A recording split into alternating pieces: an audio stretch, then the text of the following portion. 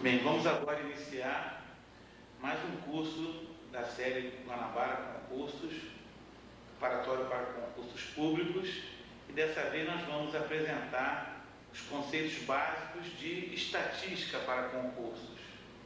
Esta fita atenderá principalmente aos candidatos ao concurso do TTN, Técnico do Tesouro Nacional, e do AFTN, Auditor Fiscal do Tesouro Nacional. Vocês receberam, junto com a fita, um material de apoio, uma apostila, onde nessa apostila vocês têm todo o resumo teórico dos fatos que iremos trabalhar e listas de exercícios que, ao longo do vídeo, iremos resolver grande parte dos mesmos. Os que não forem resolvidos ao longo do curso, vocês têm o gabarito ao final de cada capítulo. Até uma parte do curso, 2/3 basicamente do curso, atende ao concurso TTN, e a complementação final diz respeito somente aos candidatos do AFTN. Um bom curso a todos, uma boa sorte nos concursos.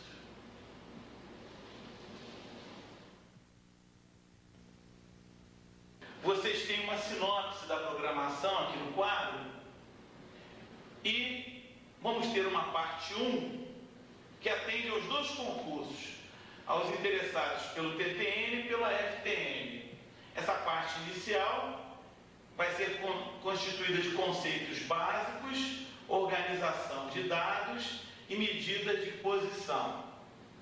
Já a parte 2 do nosso curso, a complementação do curso, interessará apenas aos candidatos ao AFTN e vai englobar os assuntos medida de dispersão, medida de assimetria e curtose, números índices e correlação.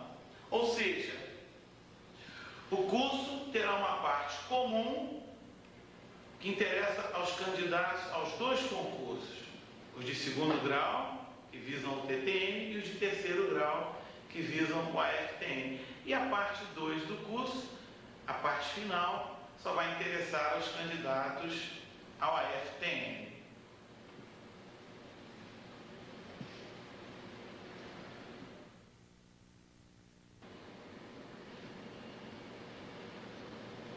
A introdução, eu gostaria de comentar com vocês sobre a própria origem do termo, da palavra estatística. Estatística significava inicialmente fatos e registros associados ao Estado. Daí o termo estatística, vem de status, Estado. Então eram coisas na antiguidade do tipo assim, registro de terras, de nascimentos, ou seja, o estatístico era quase que um sinônimo de um relator, de um escriba. Era coisa assim muito braçal, muito rudimentar. Essa é a origem do termo estatística. Registros associados ou atrelados ao Estado. Com o passar do tempo, já no século XVIII, com o desenvolvimento da matemática aplicada, do cálculo de probabilidades, a estatística foi incorporando fatos científicos, foi incorporando métodos e atingiu o aspecto como é dos dias de hoje, a estatística fazendo prognósticos, fazendo previsões, você partindo de pequenas amostras e inferindo conclusões sobre uma população num universo mais amplo. Essa é a importante ciência estatística nos dias de hoje. os institutos de pesquisa, os médicos, departamentos científicos, que tanto se utilizam da estatística nas suas pesquisas, nos seus prognósticos. Muito bem, nós temos várias definições para a estatística, começando a parte dos conceitos iniciais. Eu destaquei aqui para vocês uma das definições de estatística que eu considero curta e fácil de ser compreendida. Nós dizemos que a estatística é um conjunto de métodos quantitativos que servem para estudar e medir fenômenos coletivos. Essa última parte aqui, onde eu sublinhei fenômenos coletivos, é o mais importante dessa definição toda. E isso significa o seguinte: não interessa a um pesquisador, a um estatístico, o particular, a opinião específica, basicamente, de fulano ou ciclano. Interessa o todo, o cômputo global da coisa, o coletivo, o fenômeno dito coletivo. A partir do particular, a gente atingir o todo. Então, a opinião, o comportamento de um elemento isolado não importa no método estatístico. E já que eu citei método estatístico, seria bom nós relatarmos aqui as fases básicas do que nós chamamos método estatístico. Nós temos as seguintes fases: coleta, crítica, apuração, apresentação e análise dos resultados.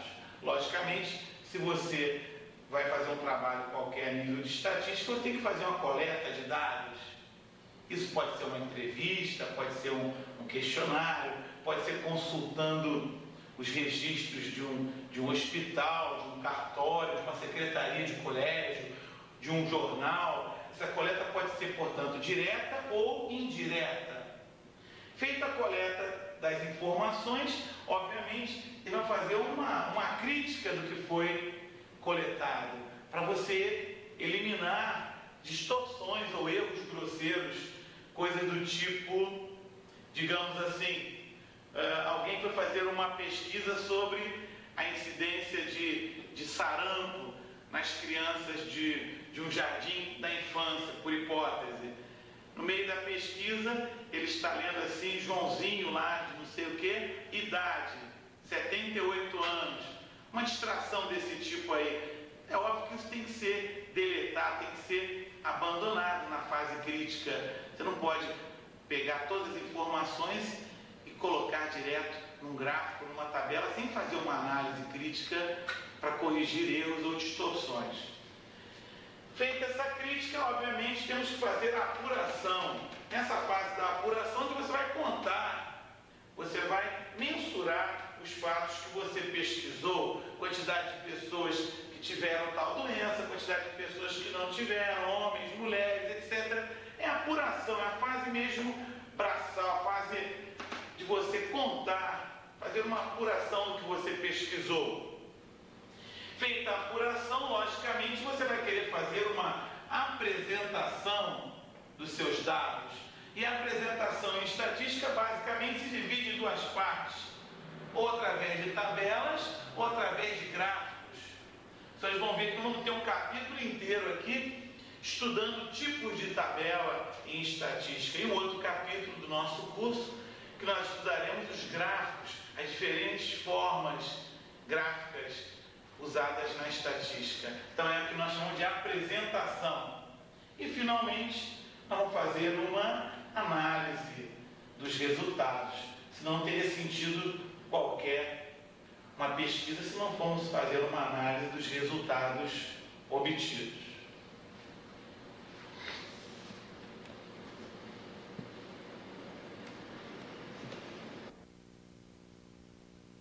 Os conceitos iniciais, vamos ver agora no item C o que é estatística descritiva e o que é estatística indutiva, também chamada de inferência estatística. São, digamos assim, os dois grandes ramos que nós temos na estatística: estatística descritiva e estatística indutiva. A estatística descritiva, conforme o nome já dá uma pista, é aquela que se limita a descrever um grupo qualquer, uma população qualquer, um fenômeno que você tenha analisado sobre um determinado grupo, sem que você tenha o objetivo de tirar conclusões de caráter mais genérico. Se restringe a um determinado grupo, a uma determinada população. Agora, quando você faz estatística indutiva, você tem por objetivo, através da análise de uma amostra, você tirar conclusões com relação a um universo mais amplo, ou seja, seria a estatística das projeções, daí o nome inferência, estatística de inferência. Você trabalha com amostras convenientemente escolhidas para tirar conclusões de caráter mais amplo, como, digamos assim, nas pesquisas de prévias eleitorais, seria um exemplo. Nem todas as pessoas são consultadas, mas através de uma amostra bem elaborada eu posso fazer prognósticos bem eficazes, com uma margem de acerto bastante boa, se eu souber trabalhar a técnica de amostragem. Cabe ainda ressaltar para vocês que nos dois concursos que são o nosso objetivo principal, TTN e a FTN, o interesse é estatística descritiva, basicamente. A estatística indutiva não é cobrada nesses concursos. Então, importante para nós, estamos nos preparando para um concurso, é o ramo da estatística indutiva, ou melhor, da estatística descritiva. Vocês repararam que ao longo da comparação que eu fiz entre os dois ramos da estatística, eu citei população, eu citei amostra, então seria bom que nós frisássemos mais um pouquinho o que é uma população, o que é uma amostra. Eu diria inicialmente que uma população é um conjunto qualquer de elementos, coisas ou pessoas, não importa, mas que tenham, no mínimo, uma característica comum. Por exemplo, população dos alunos do colégio tal, população dos habitantes da cidade J, população dos parafusos fabricados pela empresa qualquer uma, no mês tal. Então, população é um conjunto de elementos, de objetos, de pessoas, mas que tenham pelo menos uma característica que os atraia, algo de comum entre eles. Uma característica que, estatisticamente, eu considero aquilo ali uma população. E o que é amostra? Amostra seria um subconjunto de uma população, mas que seja de alguma forma representativo daquela população. A amostra tem que ser escolhida de tal forma que ela possa ser representativa em termos da população. Por isso que vocês vão conhecer,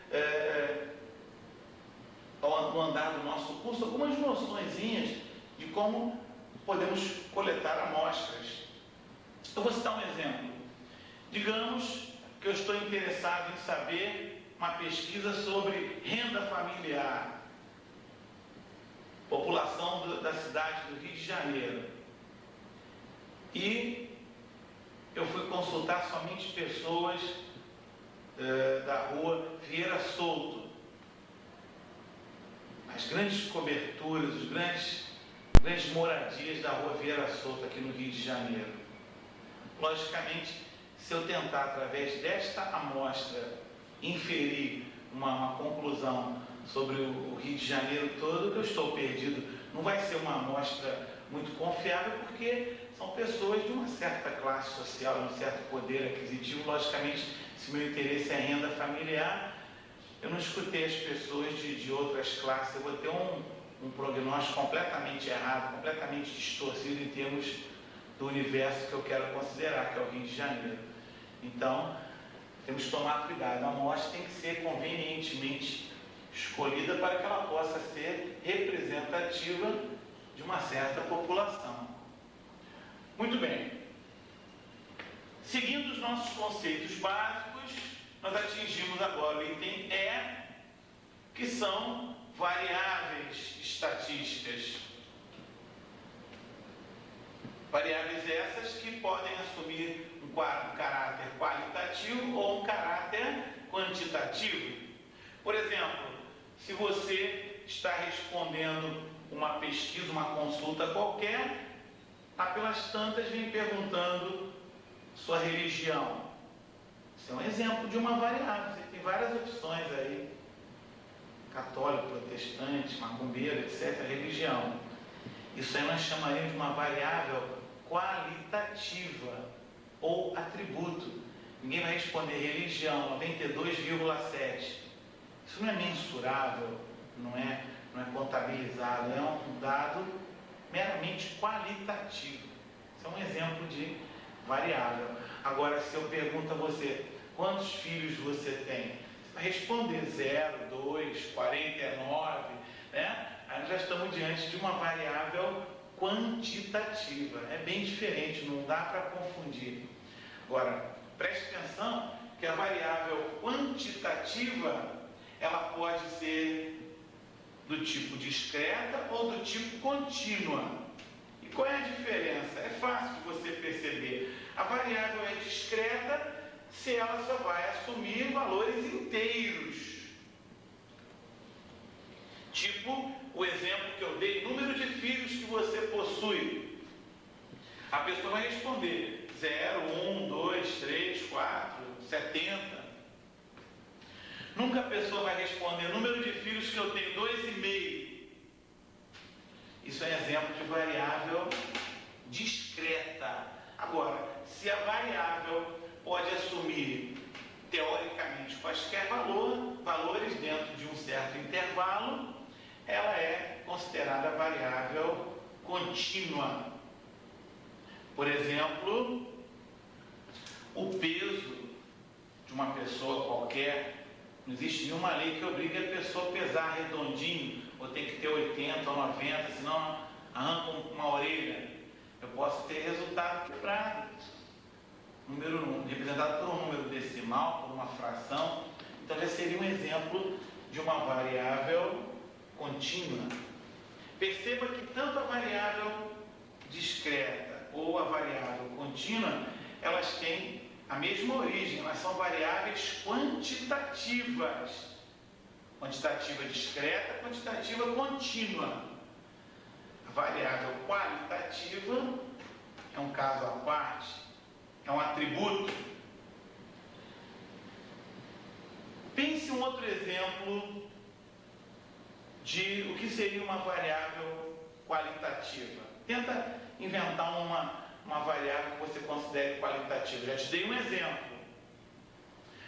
Acertou se você respondeu sexo, raça, nacionalidade, estado civil. Então eu citei aqui diversos exemplos de variáveis qualitativas. E quantitativas: peso, número de filhos, altura, salário, etc. São variáveis quantitativas. E para fecharmos essa parte dos chamados conceitos básicos, caberia ressaltar também que uma variável pode ser considerada também aleatória, se ela está atrelada ao que nós chamamos de um fenômeno aleatório. Aquele fenômeno que, se for repetido indefinidamente, ele pode produzir resultados diferentes. Por exemplo, o lançamento de um dado seria um exemplo de uma situação, de um fenômeno aleatório. Eu não posso garantir o número que vai sair naquele dado, se for um dado honesto, obviamente. Se eu repetir esse lançamento do dado várias vezes ou indefinidamente, teoricamente eu posso repetir um fenômeno aleatório indefinidamente. Eu posso obter cada hora um resultado distinto. Então, esses valores, esses dados associados a um fenômeno, a um experimento aleatório, nós chamamos de variável aleatória. O sexo de uma criança que vai nascer sem você fazer qualquer estudo estudo, logicamente, médico da pessoa, seria um fenômeno aleatório, um sorteio, uma loteria, etc. Então, nós temos ainda esse caráter de variável aleatória, que seria bom que nós frisássemos também. Vamos fazer algumas questões bem simples, umas questões teóricas, para dar um reforço nos conceitos que nós vimos até o momento. Acompanhem comigo. Página 4, exercício 1. Das variáveis abaixo, indique a discreta. Então, nós temos várias opções, temos que responder qual dessas opções representa a variável discreta. Opção A, número de caras que se pode obter jogando ao ar 10 moedas. E logo de cara você já percebeu que essa é a resposta certa. Se eu vou jogar ao ar 10 moedas, quantas caras podem sair? De 0 a 10. Não vai poder sair resultado aí que não seja um número inteiro. 0 caras, 1 cara, 2, 3, até 10. Então, logo na letra A, nós já temos a opção correta do primeiro exercício. Vamos ler as demais opções só para conferir que realmente estão erradas. Na opção B estava escrito tempo de duração de um disco, tomando como unidade 1 minuto. Tempo de duração de um disco pode não ser um tempo medido por um número inteiro. Temperatura de uma sala medida em graus Celsius, também não necessariamente um número inteiro. As alturas dos alunos de uma turma expressas em centímetros, mesma coisa, não precisa ser um número inteiro. Nota dos alunos em um teste de matemática, também não precisa ser uma nota inteira. Então, a opção certa é a opção A. Acertou aquele que marcou a letra A. A questão 2. As variáveis discretas são de natureza... Tente responder sozinho, sem olhar o gabarito. Desliga um pouquinho a fita, o vídeo, responda a questão 2. Logicamente, acertou aquele que marcou a opção A.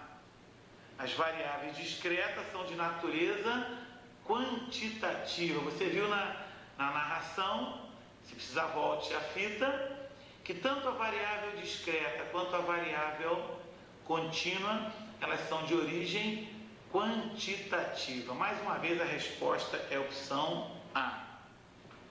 Questão 3. Tente responder inicialmente.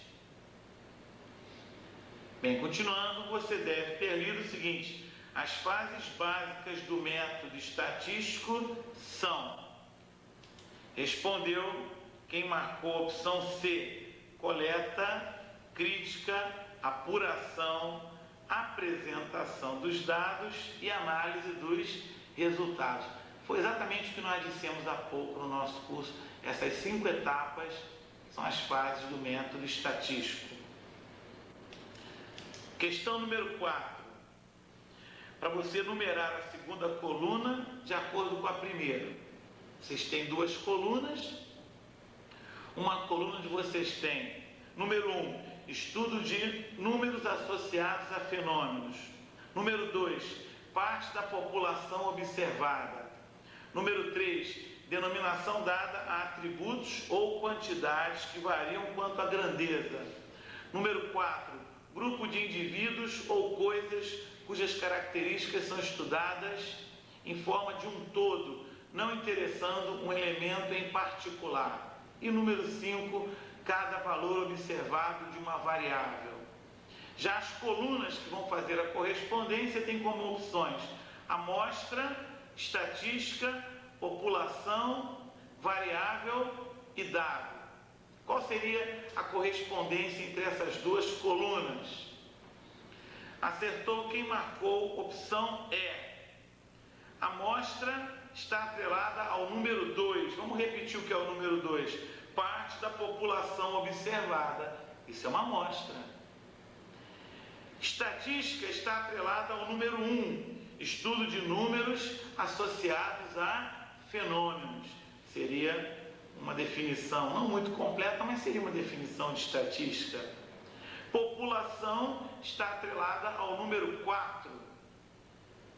grupo de indivíduos ou coisas cujas características são estudadas em forma de um todo, não interessando um elemento em particular. Como nós comentamos, interessa o coletivo. Variável você pode atrelar ao número 3, denominação dada a atributos ou quantidades que variam quanto à grandeza. Isso é um conceito para variável. Finalmente, dado você pode atrelar ao número 5, cada valor observado de uma variável é um dado do problema. Vamos comentar mais uma questão. Vamos comentar mais a questão número 5. População ou universo? Acertou quem marcou a opção C, conjunto de elementos que apresentam uma característica comum. Cuidado que a opção B tentou te confundir. Conjunto de indivíduos que apresentam características especiais. Nada de características especiais, tem que ter uma característica comum, pelo menos uma. Então a resposta melhor aí é a resposta C. Eu gostaria que vocês continuassem a responder as demais questões, consultando, qualquer dúvida que vocês tenham, consultando na página 10 o gabarito dessa primeira listinha de exercícios. Vamos continuar com a nossa explanação teórica.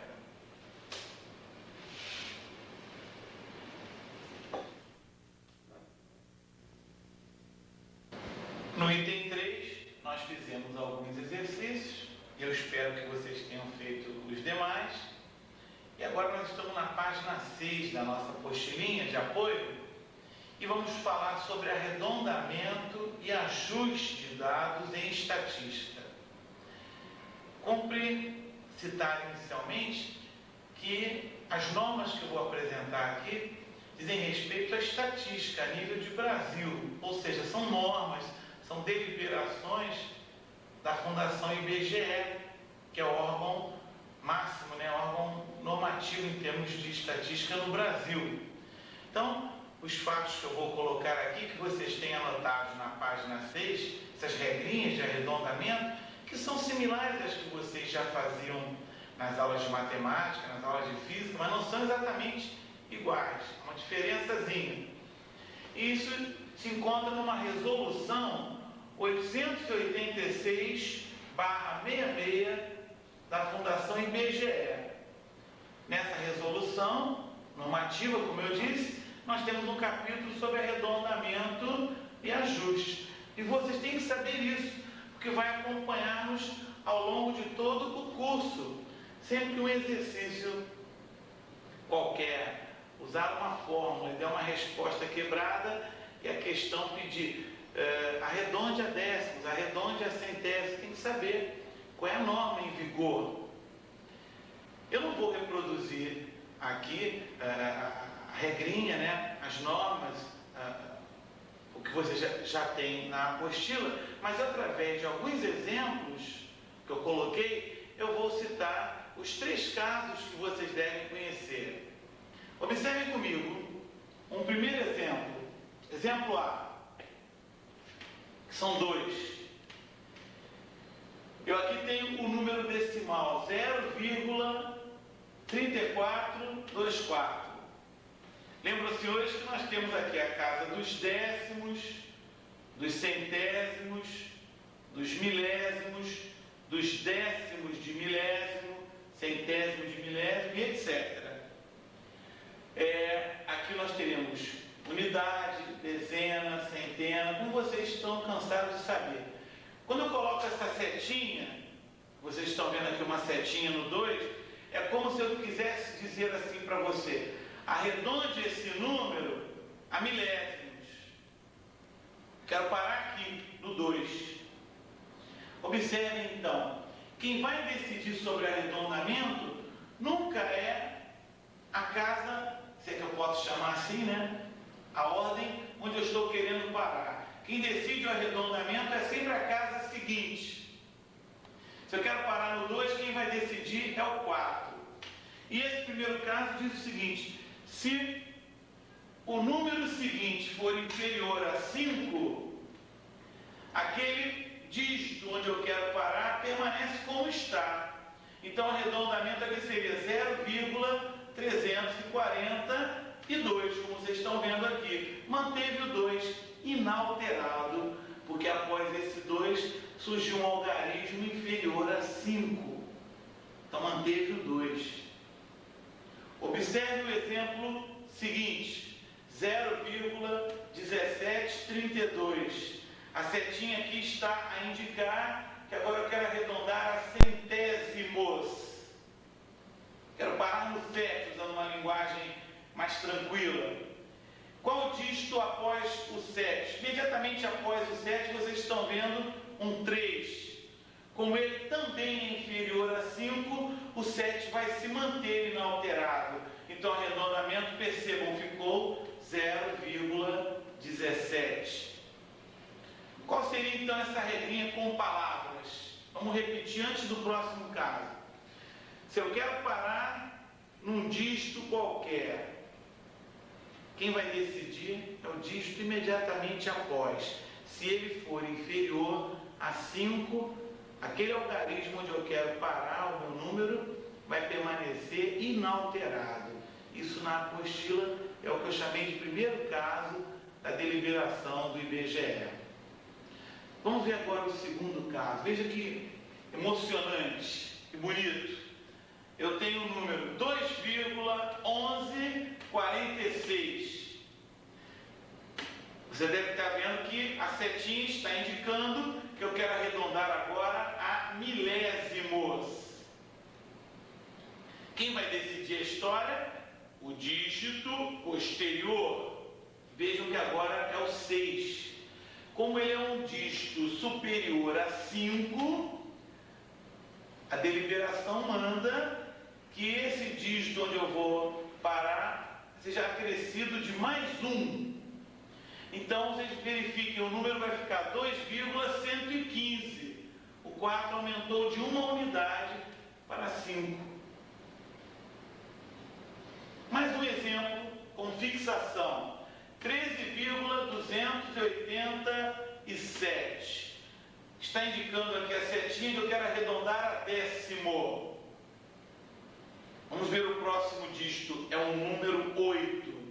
Como ele é maior do que 5, o que vai acontecer? O 2 vai aumentar mais 1. Vejam lá como é que ficou o arredondamento. 13,3. Bastante fácil, né? Acho que vocês concordam que é bastante fácil. Vamos repetir então qual seria o enunciado desse segundo caso. Se nós queremos parar num dígito e o dígito imediatamente após é superior a 5, é porque aquele onde eu vou parar vai ficar acrescido de uma unidade. Perfeito?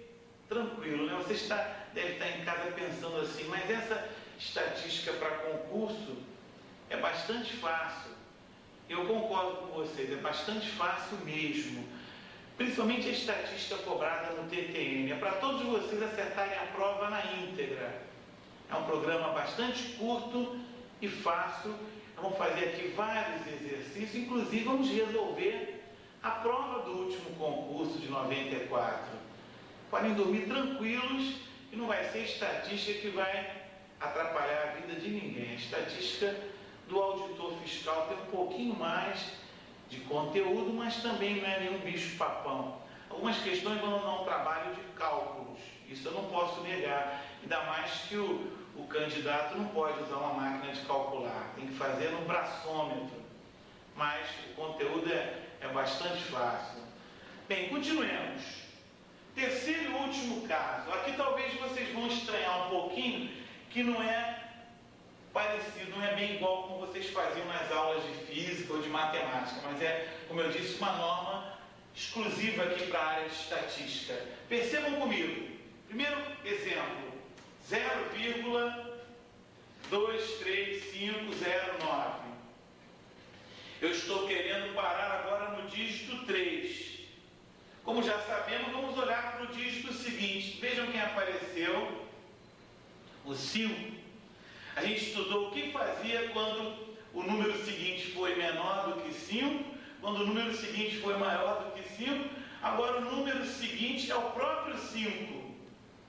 Bem, isso tem duas partes. A primeira parte da regrinha diz assim: se eu quero parar numa casa e após esta casa vem um 5, mas este 5 não é o último dígito do número, tem mais alguma coisa após o 5, então fica deliberado que esse dígito onde eu vou parar sempre vai aumentar mais um, também vai aumentar mais um, como se isso aqui fosse mais do que 5. Aumenta mais um independentemente dele ser ímpar ou dele ser par. Então aqui no caso vai ficar 0,24.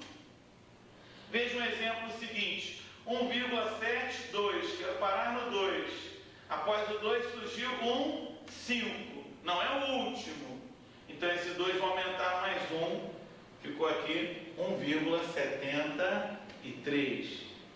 E o caso mais estranho é esse que eu vou apresentar aqui. Quando eu quero parar num algarismo, após esse algarismo veio um 5, e este 5 é o último, parou aqui, não tem mais ninguém. Aí fica deliberado da seguinte forma, para equilibrar a coisa aqui, uma tentativa de equilíbrio. Fica convencionado o seguinte: se o dígito onde eu vou parar é par, ele permanece como está.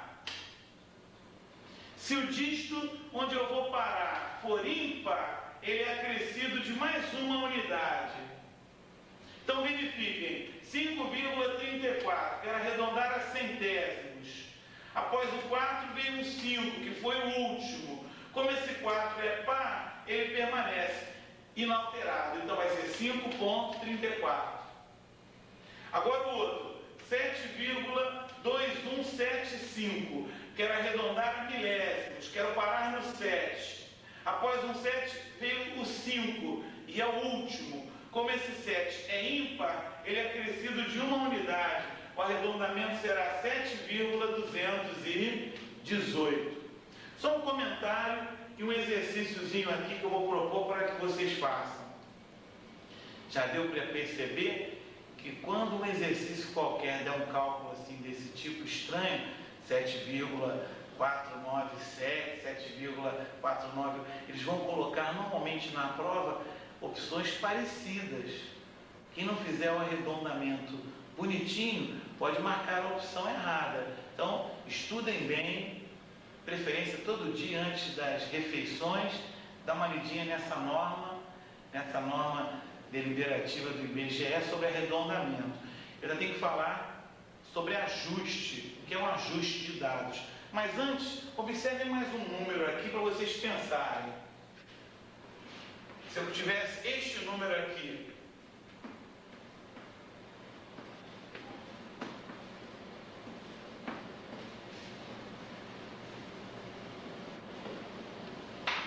e eu mandasse arredondar, como é que é o nome desta casa mesmo aqui?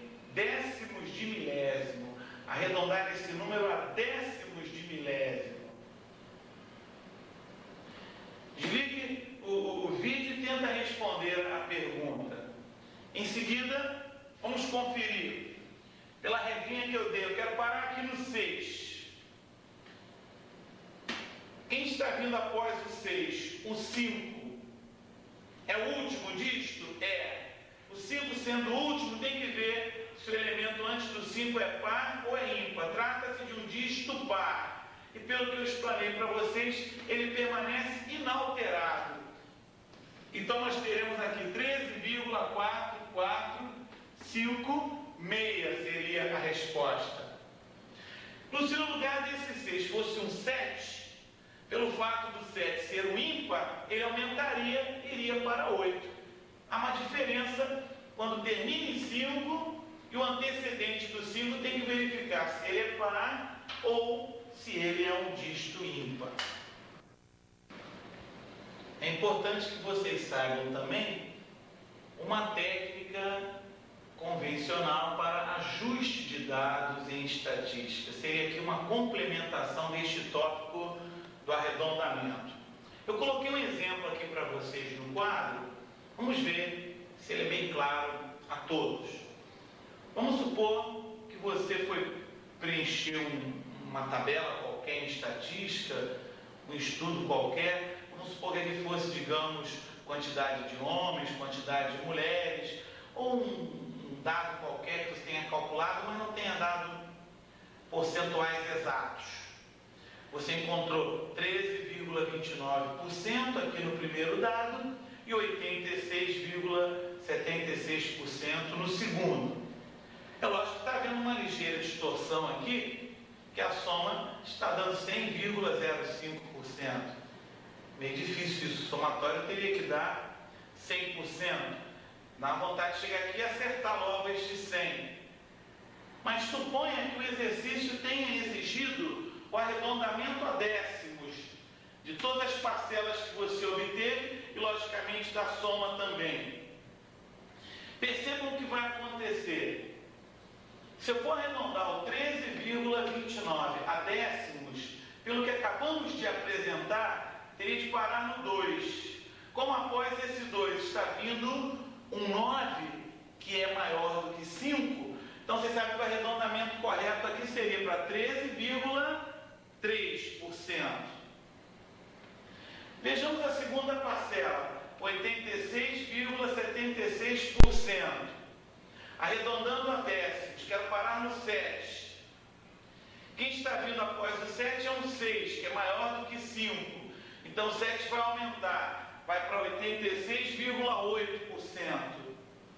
Vamos fazer a soma.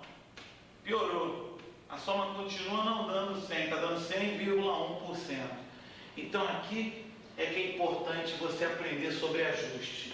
A prioridade é o somatório. Mesmo que eu tenha que prejudicar o arredondamento de alguma das parcelas, eu vou forçar essa soma a dar 100. Não quero essa soma errada, eu quero que dê exatamente 100. E este errinho que nós temos aqui, que de 0,1%, este errinho convenciona-se descarregar na parcela maior, ou parcelas maiores. Ou seja, onde está 86,8%, eu passo a escrever 86,7. Descontei aquele 1/10 que estava a mais. Lógico que 86,7 somado com 13,3 vai dar certinho os 100% que nós pretendíamos. Observe bem uma coisa. A parcela que nós tínhamos inicialmente era 86,76. O arredondamento certo disso não é o 86,7 que eu estou escrevendo. Seria 86,8. Mas como houve 0,1% a mais, repito, eu tenho que descontar isso em algum lugar. E esse lugar normalmente é a parcela de maior porte. Tem lógica isso. Errar 1/10 em 86,8 é bem melhor do que errar 1/10 em 13,3. É o erro relativo. É melhor errar na parcela de maior porte, de modo a manter o somatório como prioritário. Esse que é o critério do ajuste de dados, que eu vou mostrar em seguida na lista de exercícios, alguma coisa relacionada com arredondamento e relacionada com ajuste de dados. Vamos ver em seguida. Eu gostaria que vocês abrissem a apostila na página 9, para que nós discutíssemos o exercício número 16. O enunciado está dizendo o seguinte: arredondando-se para inteiros e devendo o total ser 100%, na distribuição percentual imaginária abaixo, qual será o valor correspondente ao estado do Amazonas?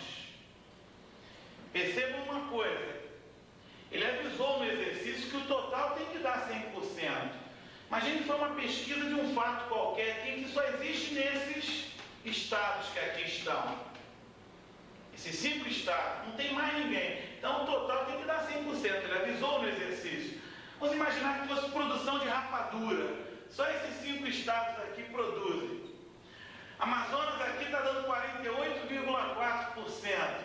Pará 15,3%. Maranhão 13,8%. Piauí 9,1% e Ceará 13,3%. O somatório está dando 99,9%. Eu não devo ainda fazer um ajuste, porque primeiro ele pediu para arredondar para inteiro. Eu vou arredondar e vou priorizar a soma, como eu disse há pouco a vocês. Arredondemos juntos aqui como treinamento, arredondar todos eles ao inteiro mais próximo, ao inteiro correspondente.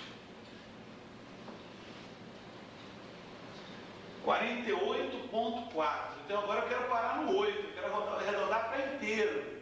Após esse 8, vocês têm um 4, que é inferior a 5.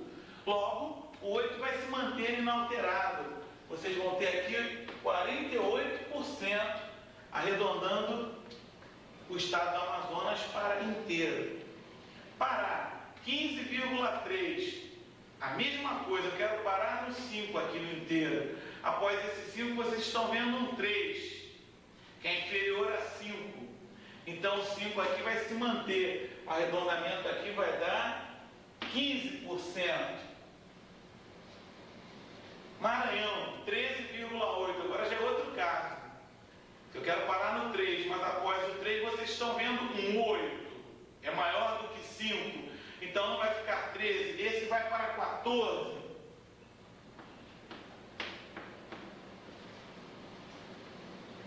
Piauí, é boa. Piauí, 9,1%. Quero parar no 9.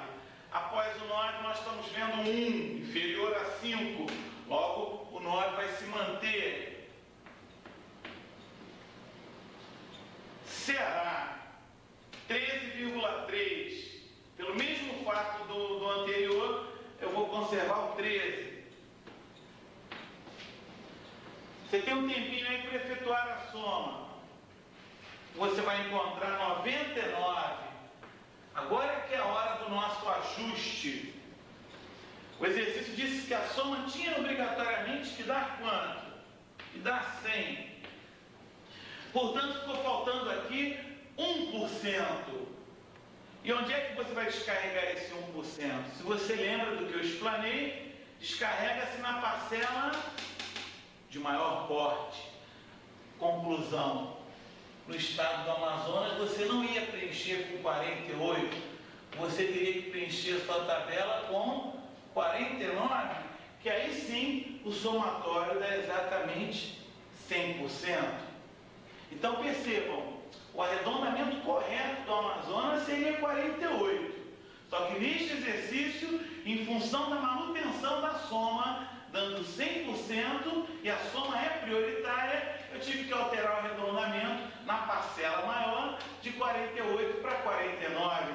E você vai responder na apostilinha 49, opção C de Chivas, e não opção A. A opção A eles colocaram 48%, exatamente para enrolar o candidato, pensar em 48%, quem não soubesse sobre o ajuste, é 49%.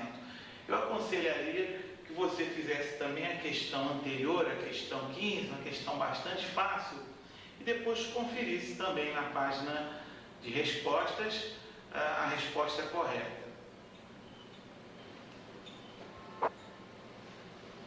O nosso item 5 vai falar sobre noções de amostragem. Nós já estamos na página 7 da nossa apostila. E apesar de eu ter comentado com vocês no início desse curso que praticamente não se cobra nem no TTN, nem no AFTN estatística indutiva, que é a estatística que eu comentei, onde através de amostras eu quero inferir sobre uma população mais ampla, mas alguma coisa, alguma noção sobre técnicas de amostragem vocês devem conhecer. Esse beabazinho aqui costuma ser cobrado. Eu resumi aqui no nosso quadro os 3 casos básicos de amostragem que existem. Vou comentar alguma coisinha sobre cada um deles e em seguida fazer alguns exercícios da apostila. Importante destacar, antes de começar, que o caráter representatividade é fundamental quando se fala em amostra. Já comentamos sobre isso. A amostra tem que ser de alguma forma representativa, confiável, né? dentro de uma certa população. Então, o caráter aleatório deve ser bastante observado. Se uma pessoa tem mais chance de ser escolhida do que a outra, ou porque é mais inteligente, ou porque é mais charmoso, ou porque é mais cheiroso, essa amostra já não é bem representativa. Todo mundo tem que ter a mesma chance de ser escolhido dentro de um universo para eu considerar aquela amostra uma amostra realmente representativa. Todo mundo tem que ter a mesma chance de ser escolhido. Caráter aleatório aí tem que estar presente sempre.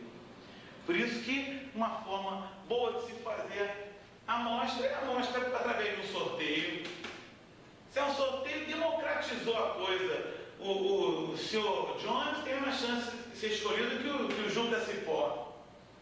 Através de sorteio. E essa amostragem é chamada amostragem casual, aleatória simples ou randômica. Amostragem através de um sorteio.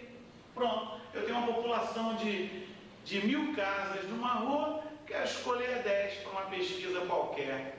Eu quero uma amostragem casual.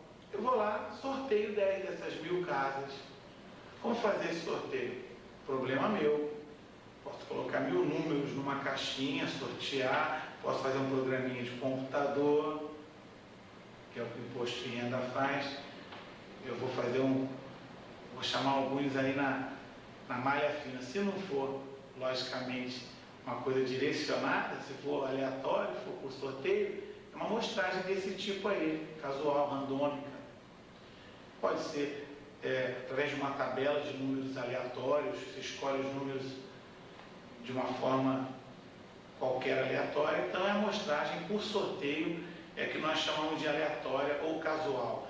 É óbvio que os demais casos que eu vou apresentar, no fundo, vão acabar recaindo na amostragem casual. Alguma forma de sorteio sempre vai existir quando se fala em amostragem. Agora, pode existir algum complemento, algum critério a mais, mas que o sorteio, o acaso vai estar presente, normalmente vai.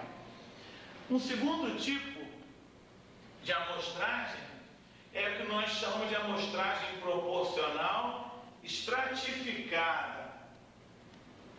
Conforme já o próprio nome já indica, eu quero manter dentro da amostra as mesmas proporções que existem no meu universo todo. Isso nós fazemos normalmente quando esse universo se encontra subdividido em subgrupos ou estratos. Se eu tenho subgrupos dentro de um mesmo universo, eu posso lançar mão da amostragem estratificada. Deixa eu exemplificar melhor. Vamos supor que nós tivéssemos um congresso com 4 partidos. E esses partidos com fatias diferentes de representação. Partido A, partido B, partido C e partido D. Esse aqui, digamos, tem 120 representantes. Esse aqui tem 80. Esse aqui tem 40. Esse aqui tem 10. Então, vocês estão vendo uma população total aqui de 250 elementos. Suponho que alguém está interessado em fazer uma amostra, mas que essa amostra mantenha as mesmas proporções da população toda. Seja uma imagem reduzida disso aqui. Então, perceba, este meu universo aqui está subdividido em 4 estratos. Suponha que alguém te dissesse, eu quero que a amostra tenha 10 elementos. Então, os 4 partidos juntos aqui vão ter representações que somadas tem que dar 10 elementos, mas na mesma proporção que os 250 da população toda. Alguém deve estar pensando, como que eu posso proceder para encontrar quantos vão ser de cada um dos partidos? Ora, uma velha conhecida sua lá da aula de matemática, a regra de 3, resolve isso aí VaptVupt. Vejam como. A população toda tem 250 elementos, dos quais eu quero escolher 10. O partido A tem quantos elementos ao todo? Tem 120. Esse vai contribuir com quanto? Com X. Essa regra de 3 aqui vai resolver o problema para você. 120 multiplicado por 10, dividido por 250. Deve ter algum malandro assim, pensando em casa, um espertinho aí. Agora eu peguei o professor Ilídio. E se aquela conta ali der quebrada? Suponha que o partido A tenha que entrar com 2,3 componentes. Não vai encerrar nenhum elemento por causa disso. Ora, para que nós ensinamos arredondamento e ajuste? Se deu 2,3, o 2,1 eu vou colocar 2. O outro deu 7,9, eu vou colocar 8. Se o somatório depois não estiver dando exatamente o 10 que eu preciso, eu vou fazer aquele tipo de ajuste que nós já comentamos. E os erros cometidos, as diferenças, você vai jogar na parcela maior.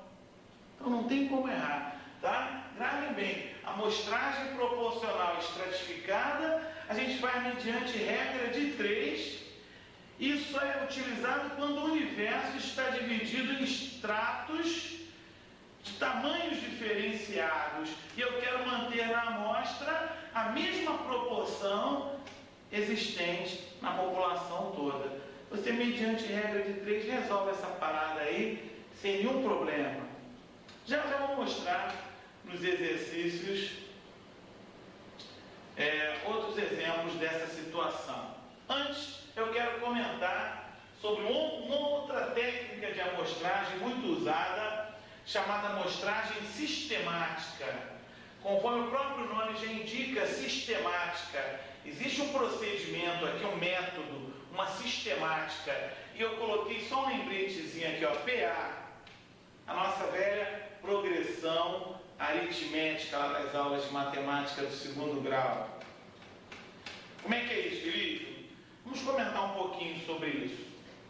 Essa amostragem do tipo sistemática, a gente normalmente só a utiliza quando a população se encontra organizada mediante um procedimento qualquer. Vamos supor, alunos que numa lista de chamada, cada aluno tem um número.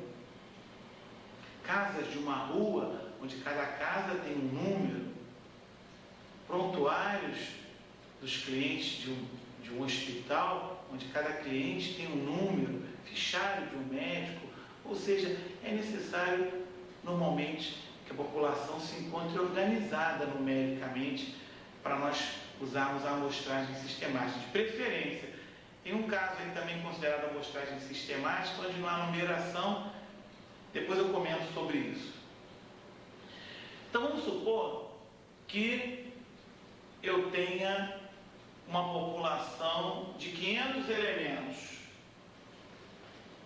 Desses 500, eu quero compor uma amostra com 20.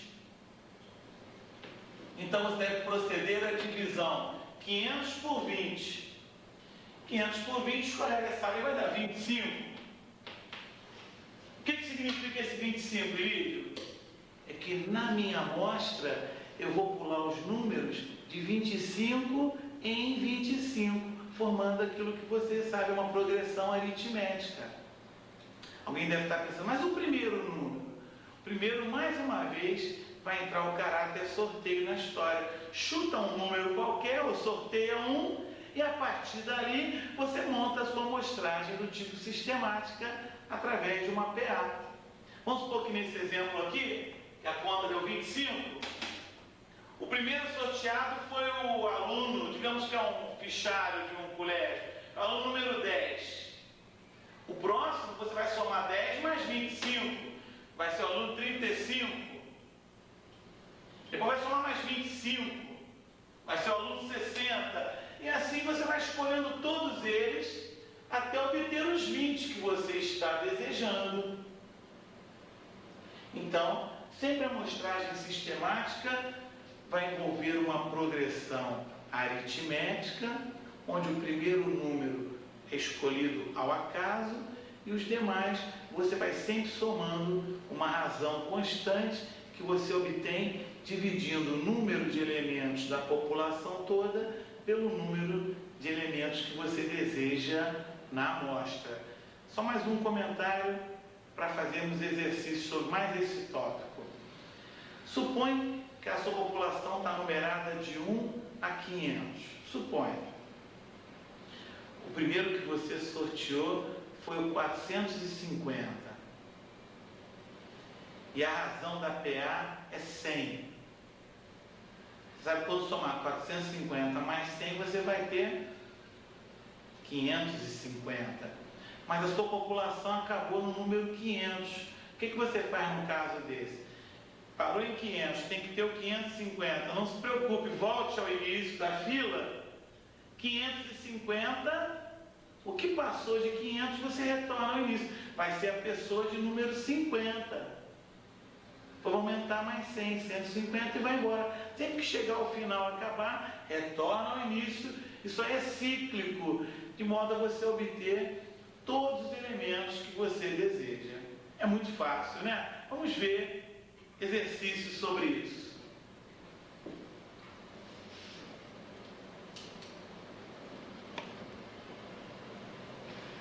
Vejamos dois exercícios da página 8. Exercício 12 e exercício 13. Acompanhem o enunciado. Aliás, a questão 12 foi de um concurso para fiscal do ICMS, concurso de 89. Dizia assim: em uma amostragem sistemática de tamanho 50, isso quer dizer, amostra com 50 elementos, de uma população de 2.000 elementos, o primeiro elemento selecionado é o 16. Os dois elementos seguintes a serem escolhidos são... Coloquei um resumo aqui. Eu quero uma amostra com 50 números de uma população com 2.000 elementos. Primeiro que eu sorteei foi o 16. Eu quero saber os outros dois. Bastante fácil, concorda comigo?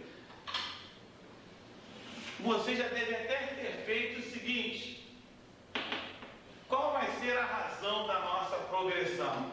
Porque falou em amostragem sistemática, você lembra logo de PA. Você vai dividir 2.000 por 50.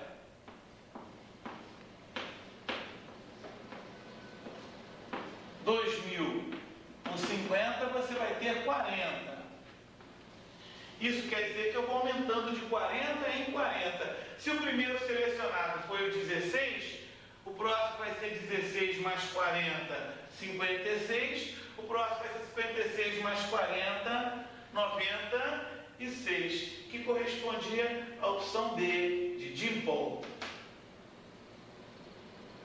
Tranquilo, né? Isso cai em prova, professor? Sim, tranquilíssimo para quem sabe que é uma amostragem sistemática, que é o seu caso.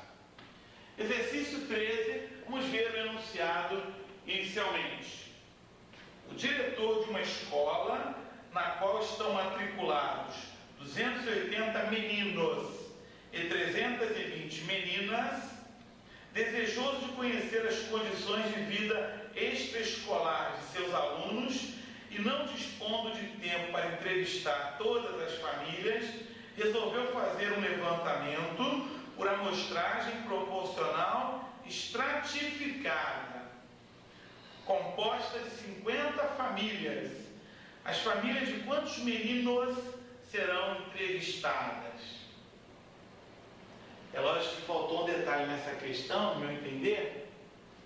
Quando ele diz que são 280 meninos e 320 meninas, dá um total de 600 estudantes, para eu pressupor que sejam 600 famílias, eu tenho que partir da premissa de que não existem alunos aqui que sejam irmãos.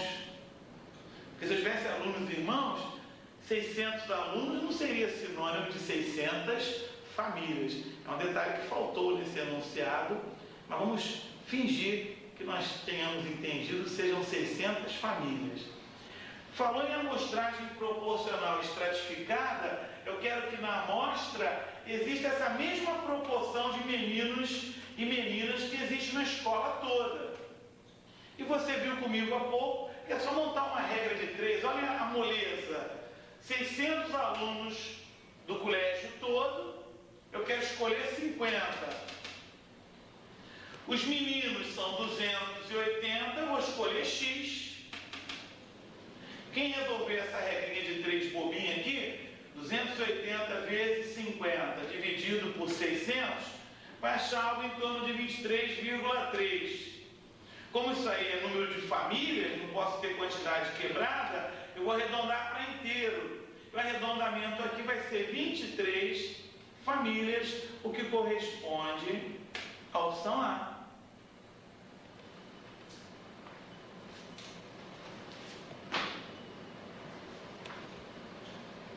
Bem, eu sugiro que vocês completem os demais exercícios do item 6.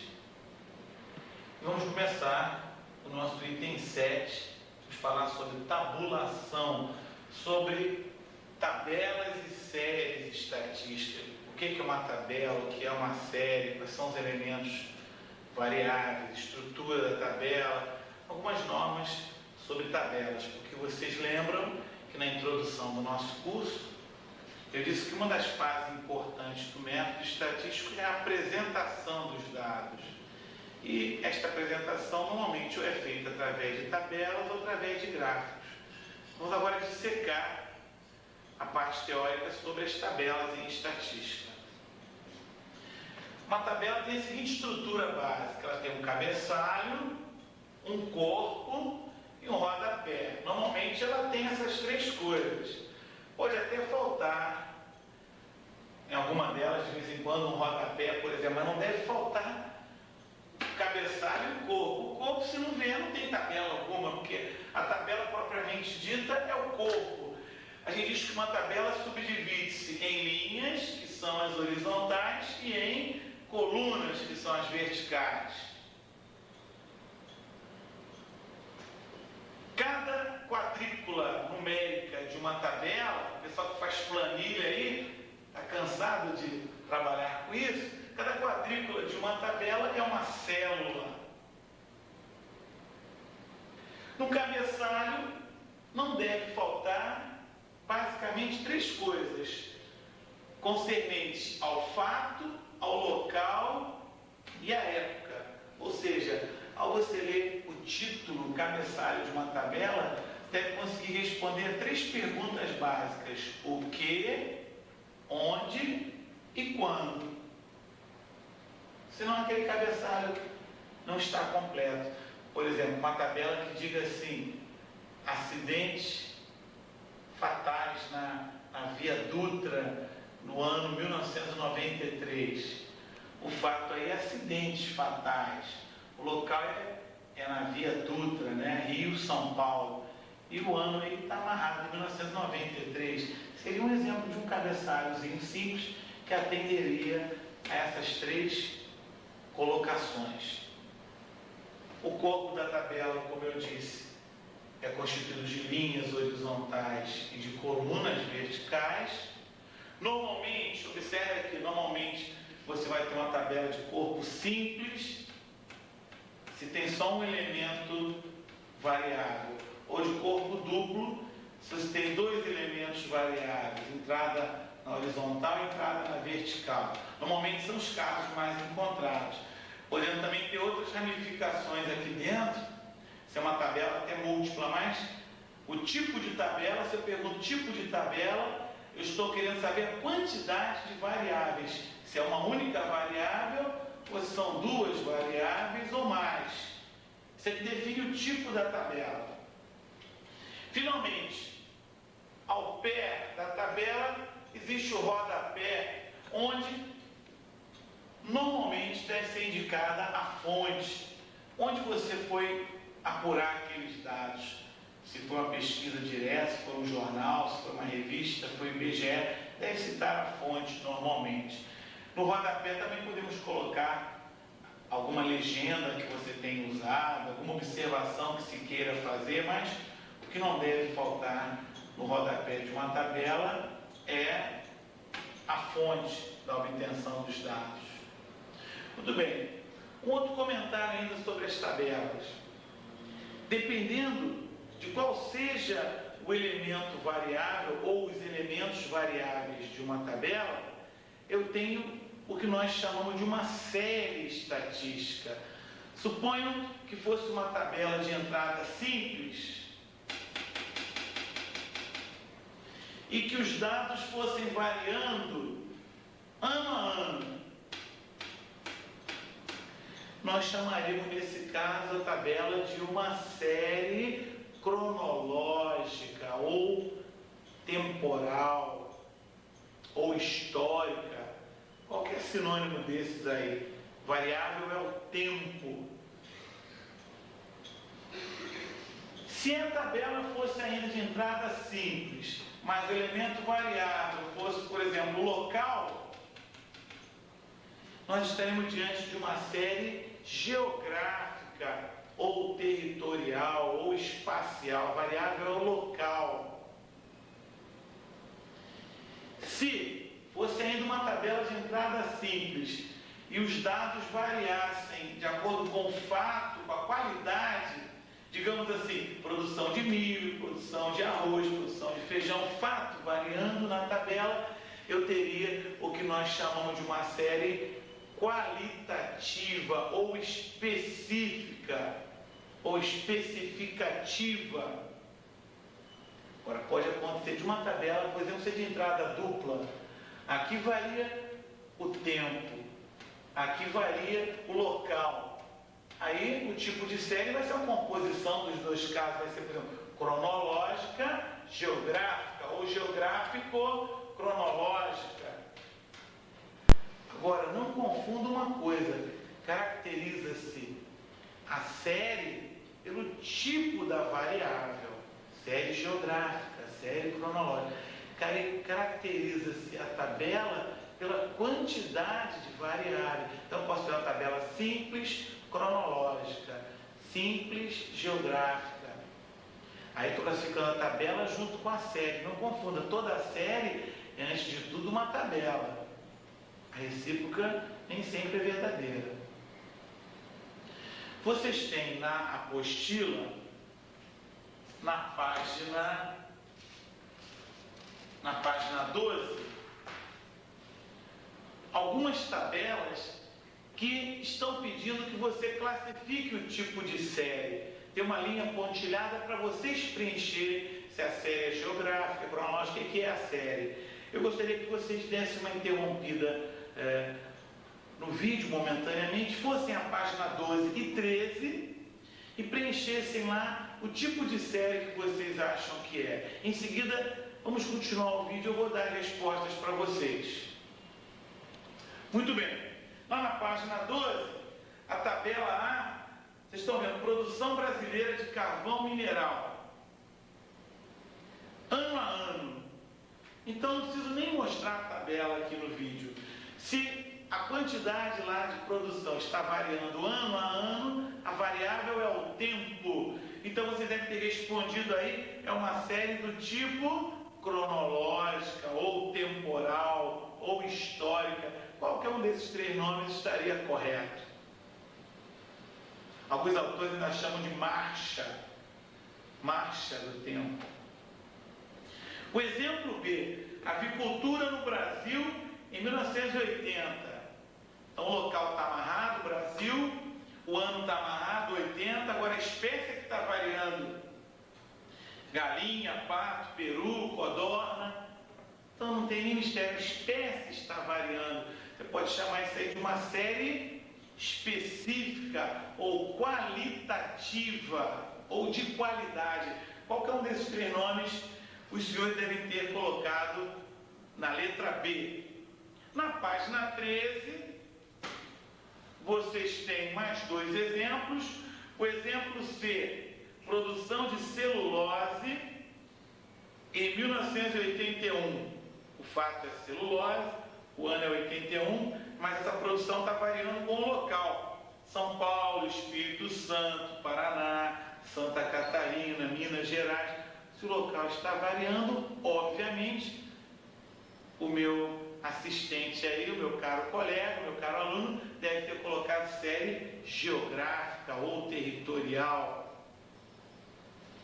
E, finalmente, o exemplo D é uma série representada por uma tabela de dupla entrada. Estimativa de renda interna segundo os ramos de atividade, 78 a 80. Então, temos uma variável na vertical que é o ano, 78, 79 e 80. 78, 79 e 80. Observe na sua página 13. E temos outra variável na horizontal, que são os ramos de atividade: agricultura, indústria, serviços. Então, como é que você pode ter denominado a série? Específica, cronológica, variável o fato, variável o tempo. Específica, cronológica, ou temporal, qualitativa. Qualquer combinação de nomes que você tenha dado indicando as duas variáveis do exemplo.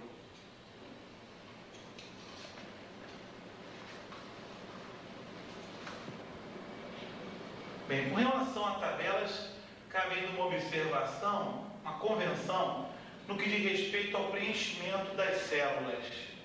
São convenções que é bom que vocês saibam.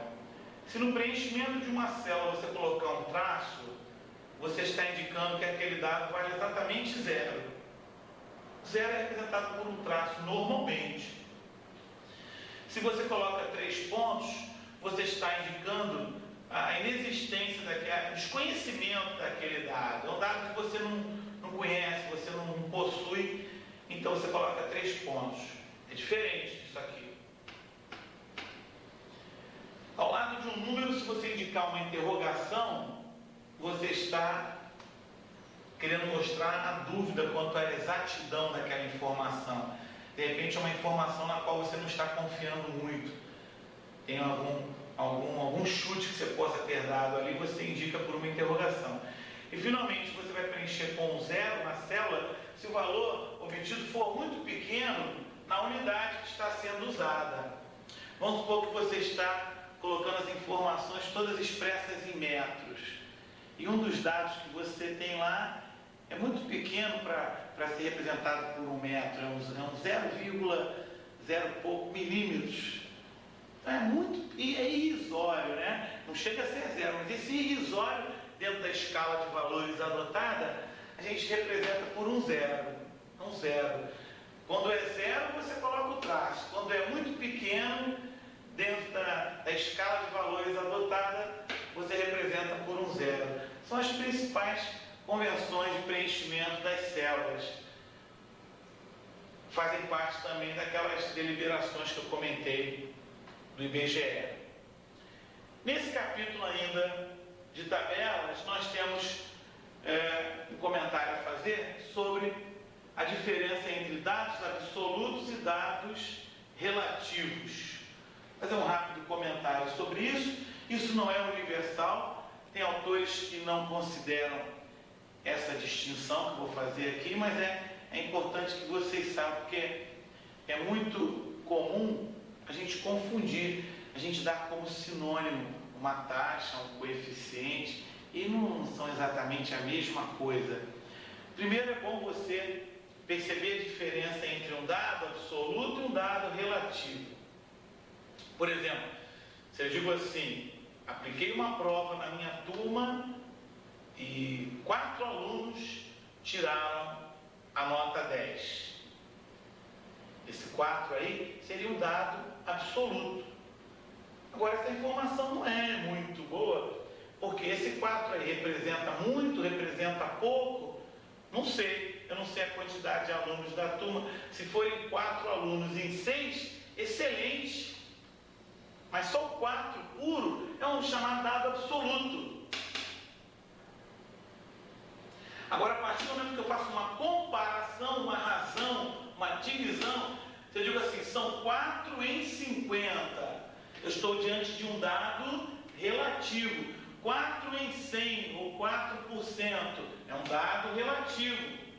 E esses dados relativos normalmente podem ser expressos em porcentagem, quando eu quero representar a razão entre a parte e o todo. Normalmente eu uso uma porcentagem. Tem uma receitinha aqui boba, que vocês já sabem, mas convém lembrar. Suponho 4 alunos, se fosse num total de 50. Seria quantos por cento? Seria 4 vezes 100 dividido por 50. 400 por 50 ou 8%. A parte você multiplica por 100, divide pelo todo ou divide pelo teu referencial. Nem sempre é o todo, mas é o patamar de referência.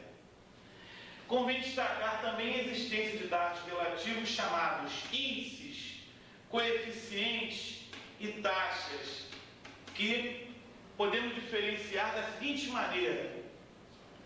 A gente chama de um índice uma razão onde a grandeza, onde o numerador é independente do denominador. Por exemplo, uma densidade demográfica, 40 habitantes por quilômetro quadrado.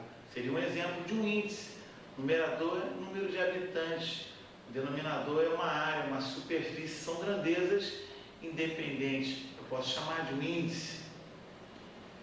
Agora, quando eu tenho o numerador incluso no denominador, ou seja, a quantidade que está no numerador é uma parte da outra quantidade que está no denominador, eu passo a chamar de um coeficiente, tipo assim, coeficiente de natalidade, coeficiente de mortalidade, coeficiente de aprovação. Digamos que uma turma tenha 20 alunos e desses 20, 5 passaram no concurso para fiscal. Então eu teria a razão 5 sobre 20. Eu posso dividir 5 por 20, eu vou encontrar 0,25. Isso é um exemplo de um coeficiente. Por quê? Porque esses 5 fazem parte do 25. 5, dos 20. 5 em 20. O 5 está incluso aqui nesse 20. 20 é a turma toda. 5 foram os aprovados. 0,25 seria o coeficiente de aprovação no concurso desta turma.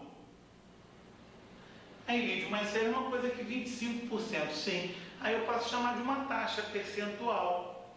Se eu pegar um coeficiente e multiplicar por 10, ou por 100, ou por 1000, eu tenho uma taxa. A taxa pode ser decimal, pode ser percentual, pode ser milesimal. Não, taxa não é necessariamente porcentagem. Porcentagem é a mais usada, mas não necessariamente. Se eu multiplicasse aqui por 100, eu teria 25. É o famoso 25 quê? Por cento. Aí eu tenho a taxa de aprovação desta turma. Não confundam. O coeficiente de mortalidade é quantas pessoas morreram numa população. Digamos que num certo ano morreram 10 dos 1000 habitantes. Então você teria 10 sobre 1000. Isso seria o quê? 10 sobre 1000. 10 sobre 1000. Que dá 0,01. Por enquanto, isso aí é um coeficiente de mortalidade. Morreram 10 em 1000. Se você multiplicar isso aí por 100, aí você passa a ter 1%. Aí, se você quiser distinguir, você chama isso aí de taxa de mortalidade. Poderia ser também 10 em 1000. Tem esse símbolo aqui, ó. Morreram 10 em cada 1000. Existe essa simbologia aqui, 10 por 1000, 1%, o que é a mesma coisa. Cuidado, tá? De repente, podem querer verificar numa provinha se você sabe distinguir esses conceitos. Você encontra por aí, não sei, não chega a ser um erro, muita gente não faz essa distinção, mas no noticiário, o índice do custo tal, aí o cara dá na notícia uma taxa, o coeficiente de não sei o que, dá em forma de taxa. Isso é comum, essa mistura mas eu peço que vocês prestem bastante atenção na diferença que existe entre os conceitos. Bem, aqui na página 18 e na página 19, nós temos mais uma lista de exercícios, a de número 3, que dizem respeito basicamente aos conteúdos sobre tabelas, sobre índices, sobre porcentagens, e nós temos as questões 19, 20 e 21, que vou comentar com vocês, que dizem respeito a essa tabela que eu estou apontando. Nós temos um colégio, primeira série, segunda série, terceira série, quarta série, total. Quantidade de alunos existentes em março, ou seja, no início do ano, né? E quantidade de alunos existentes em novembro, final do ano. Logicamente, vocês estão vendo aqui que em algumas séries houve uma evasão. Só não houve evasão na quarta série. Pode ter sido algum aluno, mas entrou outro, houve uma compensação. Eu diria que em termos absolutos não houve evasão, só na quarta série. Vejamos as perguntas que eu fiz na apostila. Questão 19.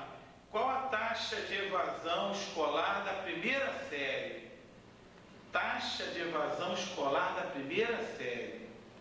Observem na tabela. Eu tinha 480 alunos em março, fiquei com 475 em novembro. Logicamente, houve uma evasão de 5. Só que esse 5 aí é apenas um dado absoluto. Como transformar isso aí num dado relativo? É comparar o 5 com o patamar de referência. E lógico que o patamar de referência é março. Por que é março? Porque evasão, eu não comparo evasão com o que tem no final do ano. Evasão eu comparo com o que existia no início. Ali que houve evasão. Então, olha aqui o cálculo que eu fiz. 5 sobre 480. 5 alunos foram embora, de um total de 480 existentes em março. E por que eu botei aqui o vezes 100? Porque eu pedi em forma de taxa e as opções estão indicando taxas percentuais. Então, eu coloquei vezes 100. Cortei aqui um zero do 100 com um zero do 480, fiquei com uma conta 50 dividido por 48. Isso aí, se vocês calcularem, vão achar em torno de 1,041. Como as opções estão todas arredondadas a centésimos, eu respondi 1,04%, porque após o 4 aqui existe 1, esse 1 é menor do que 5. 1,04%, letra D. Questão número 20. Peço que vocês tentem fazer e depois venham conferir. Eu estou perguntando na apostila qual o coeficiente de evasão escolar com aproximação a milésimos da terceira série.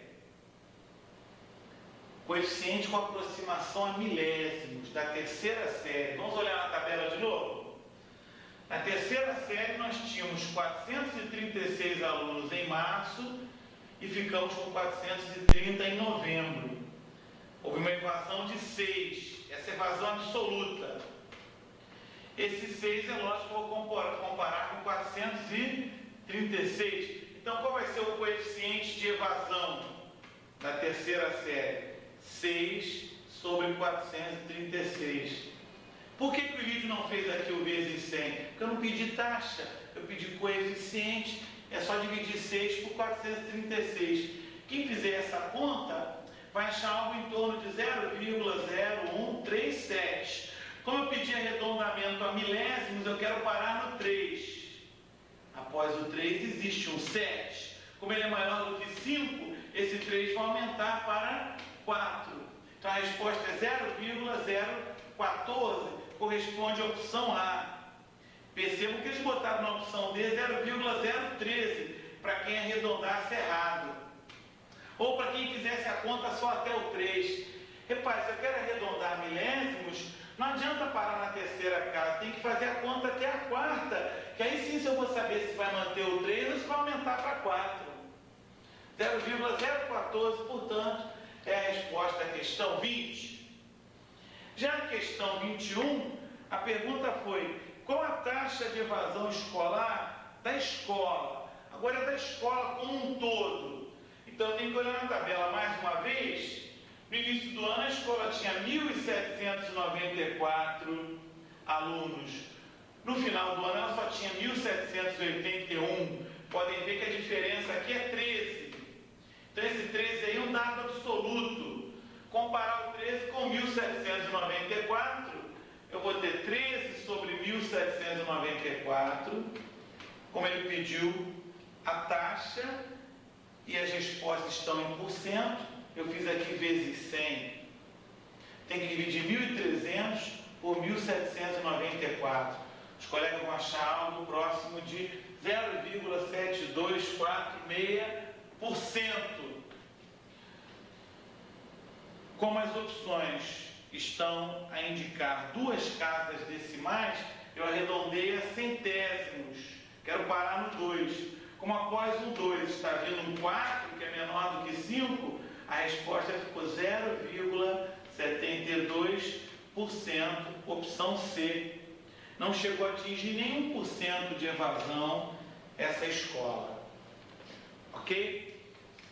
Nós vamos continuar então fazendo mais algumas questões sobre esse capítulo e em seguida vamos estudar a parte mais importante, que mais cai em concurso no que diz respeito a tabelas, que são as tabelas especiais chamadas distribuições de frequência. Será o objetivo principal da nossa próxima aula.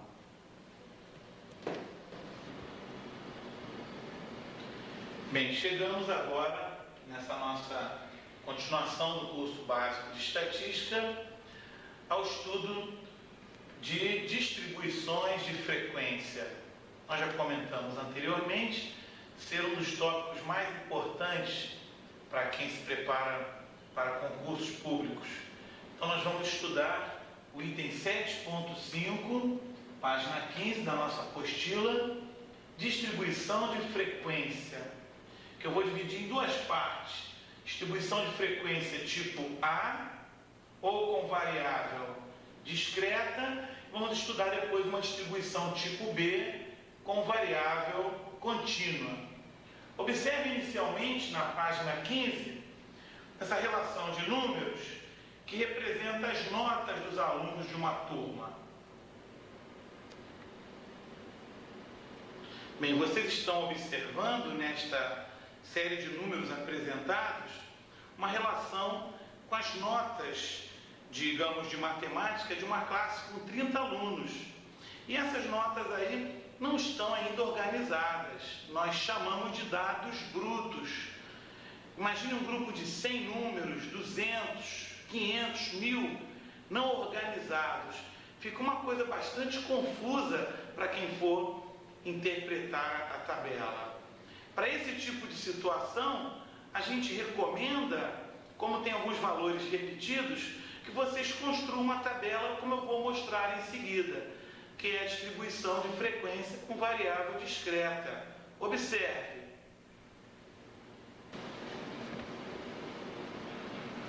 Verifiquem. Nós temos uma tabela, normalmente com duas colunas, que são representadas por X índice I e F índice I, ou XI como a gente chama, onde XI está representando a variável inserida na situação. Neste nosso exemplo, são as notas dos 30 alunos. E esse código FI estará a indicar a frequência de cada uma dessas variáveis. E a gente entende por frequência o número de vezes que cada um desses valores se repetiu no estudo que você fez. Veja como ficou uma coisa bem mais enxuta do que os dados brutos que vocês viram anteriormente. Eu aqui estou querendo dizer o seguinte, que a nota 4, 3 alunos tiraram este resultado. A nota 5 foi obtida por 5 elementos. A nota 6 por 6 elementos. A nota 7 por 4 alunos. A nota 8 por 5 alunos. A nota 9 por 4 alunos. E a nota máxima 10 por 3 alunos. e eu somando aqui todos esses valores de FI, logicamente eu vou ter 30, que é o total da população que eu analisei, 30 alunos. A soma de todas as frequências tem que dar sempre o total da população, que geralmente eu represento por um N. Isso aqui eu poderia chamar de N, que nada mais é que a soma de todas as frequências. Então, é esse tipo de tabela, importantíssima tabela, é que a gente chama de distribuição de frequências do tipo com variável discreta. Eu aqui tenho nota por nota, valor por valor. Cabe destacar aqui ainda mais uma coisinha. Eu ali tenho, por exemplo, na tabela que 3 alunos tiraram a nota 4. Nós estudamos na aula anterior que esse 3 é um dado absoluto. Agora, representa muito pouco. 3 alunos tiraram 4, isso é uma frequência boa, grande quantidade de alunos. Como é que eu posso representar isso melhor? Lógico que você pensou transformando isso aí num dado relativo. 3 sobre quantos? Botemos a nossa tabela. São 3 alunos, mas um total de quantos? De 30. Então nós podemos fazer um cálculo que a gente chama de frequência relativa, que no caso ali seria 3 sobre 30, ou 1/10, ou 0,1. E eu colocaria mais uma coluna aqui na nossa tabela, frequência relativa 0,1. Ora, você sabe que isso aí, se você multiplicar por 100, tem uma porcentagem. Você está observando aqui que 10% dos alunos da turma tiraram a tal nota 4. Então é muito comum nós preenchermos, além da coluna FI, que são as frequências absolutas, as frequências simples, a gente representar uma coluna de frequência relativa, em forma de número decimal ou em forma de percentual. É óbvio que esses percentuais todos somados vão ter que dar 100, assim como a soma de todas as frequências relativas vai ter que dar o valor 1, que corresponde ao 100%, ou seja, ao universo como um todo. Em seguida, nós vamos comentar um segundo tipo de distribuição de frequências, que a gente chama de variável contínua. Vamos supor que nessa turma houvesse uma variação muito grande de notas. Alunos tiraram 0,1, 0,15, 2,5, deixa eu melhorar um pouquinho, 9,8, uma gama muito grande de valores distintos. Ficaria complicado fazer uma tabela com variável discreta, porque eu teria que escrever valor por valor, eu ia ter uma tabela quase tão extensa quanto a relação de dados, quanto a relação de dados brutos. Então, neste caso, é comum nós agruparmos os valores em classes ou intervalos, tipo assim, de 0 a 2, de 2 a 4. Eu tenho faixa de valores e não valores isolados. E esse tipo nós vamos chamar distribuição de frequência tipo B ou variável contínua. Observe.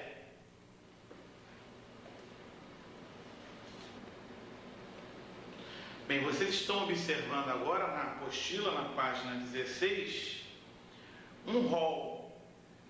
E o rol difere de dados brutos, porque agora os valores estão organizados. Pode ser em ordem crescente ou decrescente. Esses aí estão em ordem crescente, estão a representar as estaturas, as alturas de 40 alunos de uma turma. Percebam que varia de 150 centímetros a 173, altura mínima e altura máxima. Algumas alturas repetidas, alunos com a mesma altura. Suponha que eu quisesse colocar isso numa tabela de variável contínua, você distribui isso aí em 6 classes ou intervalos. Verifiquem como vai ficar a tal tabela em 6 classes deste rol de estaturas dos alunos da turma. E ficou com esse aspecto que vocês também têm na página 16. As estaturas distribuídas agora em classes. E aqui as frequências, as repetições. Percebam, entre 150 e 154 centímetros, vocês vão contar 4 alunos da turma.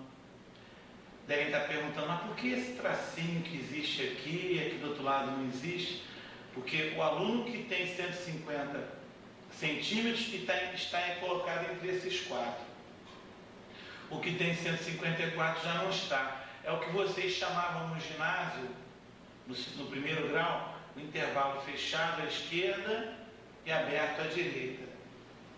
Poderia ser o contrário, mas normalmente é usado desta maneira, fechado à esquerda e aberto à direita, para evitar ambiguidade. Quem tem 154 não está incluído aqui, mas está na faixa seguinte. A gente diz que esses intervalos têm que ser mutuamente excludentes. Um valor que foi inserido num não pode estar inserido no outro. Então ficamos assim, de 154 a 158 vocês vão contar 9 pessoas, de 158 a 162 vão contar 11, de 162 a 166 são 8 pessoas, de 166 a 170 são 5 e de 170 a 174 são 3. Lógico que se eu somar as frequências todas eu vou ter 40, que é o total dessa população. Você deve estar perguntando a si próprio, mas quem foi que disse ao Elídio para sair pulando os intervalos de 4 em 4? Baseado em que ele fez dessa maneira? Ele disse que queria 6 classes, 1, 2, 3, 4, 5, 6. Mas o que o indicou que a variação de cada uma delas deveria ser de 4 em 4 centímetros? Foi esse cálculo aqui que eu fiz. Observe. Se você fosse construir a tabela sozinho, partindo do zero, partindo do rol de notas, você primeiro ia fazer o seguinte: ia subtrair o valor máximo menos o valor mínimo. Nesse caso aí é 173 menos 150. Você vai achar uma amplitude total aí desse fenômeno, uma amplitude amostral, com 23 centímetros. E como ele pediu 6 classes, logicamente você vai dividir 23 por 6. Você vai encontrar algo em torno de 3,83, ou aproximadamente 4. A gente vai convencionar chamar de H, a amplitude de cada intervalo. H deu 4. Por isso que a tabela foi feita pulando cada intervalo de 4 em 4. Voltemos à tabela. Você pegou a menor altura da turma 150 e foi a 154. 154 a 158. E foi contando quantos elementos se encaixam em cada uma dessas classes, ou categorias, ou intervalos. Deve você estar percebendo também que a última classe foi de 170 a 174 centímetros. E não existia nenhum aluno com 174, tinha com 1,73. Não tem problema algum a classe ser um pouco além do que aconteceu na realidade. Não poderia, era um pouco antes.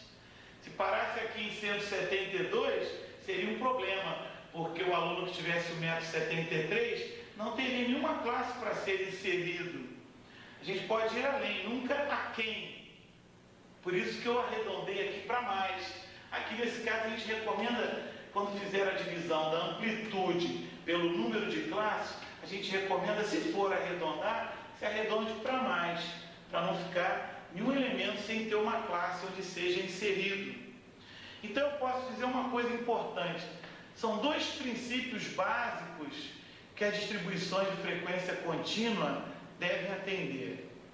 Um é o princípio das classes serem mutuamente excludentes ou exclusivas. Por isso que se faz os intervalos com essa configuração: fechado à esquerda e aberto à direita, para que o elemento que pertença a uma classe não pertença à classe seguinte. Esse é o primeiro princípio.